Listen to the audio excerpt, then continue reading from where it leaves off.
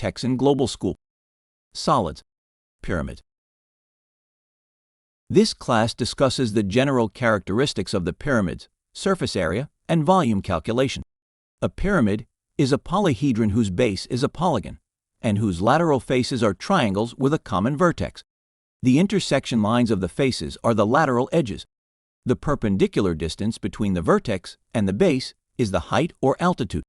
The perpendicular distance between the vertex and the base of any of the lateral faces is the slant height of the pyramid. Hence, it is the altitude or height of the equal isosceles triangles called lateral faces. Pyramids are classified according to their bases as triangular, quadrangular, hexagonal, etc. Regular pyramids are those with bases as regular polygons, whose have a portion of a plane bounded by any number of straight lines, and truncated pyramids, whose bases are parallel and are called frustum of a pyramid or pyramid trunk. Define the surface area of a pyramid. First, calculate the area of the base. Then, calculate the area of the lateral faces. And finally, add all the areas. In this first example, find the total surface area of a quadrangular pyramid with a 3 feet side base length and 5 feet of slant height. First, sketch the pyramid with the given measures. Then unfold it to analyze the surface area to be calculated. We can see that the base is a square, and the 4 sides are triangles as lateral faces. Hence, to calculate the area of the base, use the formula of a square, as the length times the length or the length squared. Then, to calculate the area of one of the lateral areas, use the formula of a triangle, as length of the base times height over 2. As a result, the total surface area is 1 times the area of the square, plus 4 times the area of the triangle. 1 base and 4 triangular lateral faces. The total surface area is 39 square feet. In this other example, let us find the total surface area of a triangular pyramid with an equilateral base of 2 inches side length. The slant height of the pyramid is 5 inches. First, sketch the pyramid with the given measures.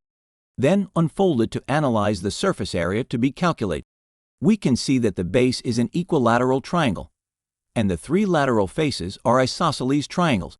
Hence, to calculate the area of the base, use the formula of a triangle, base times the height over 2. However, we only know that the base is an equilateral triangle with 2 inches as a side. Now, calculate the height using the Pythagorean theorem. Half of the triangle shows the hypotenuse of 2 inches in length and 1 leg of 1 inch. Applying the Pythagorean theorem seen in previous classes, we can see that the other leg is the height of the triangular base, resulting 1.7 inches. Now that the triangles are complete, we can calculate the area of the lateral faces, using the formula of a triangle, as length of the base times height over 2.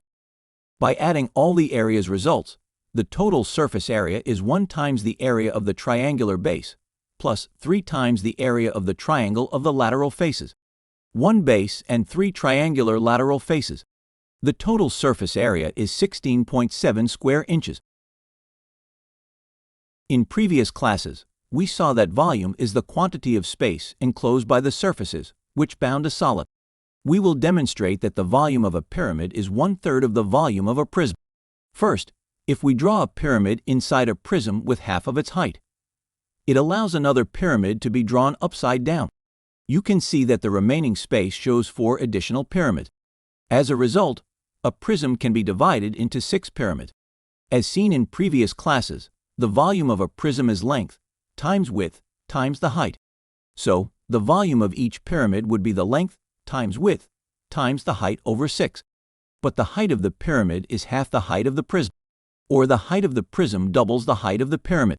By substituting the height of the prism, it results that the volume of a pyramid is length times the width times the height over 3.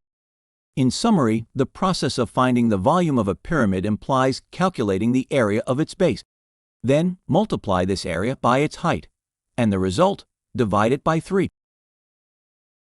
In this other example, let us find the volume of a quadrangular pyramid with a 3 feet side base length and 5 feet of height.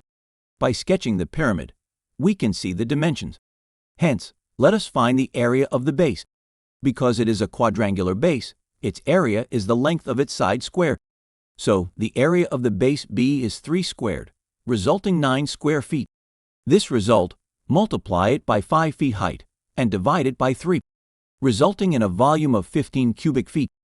In this last example, let us find the volume of the following triangular pyramid. It has an equilateral base of 2 inches in side length.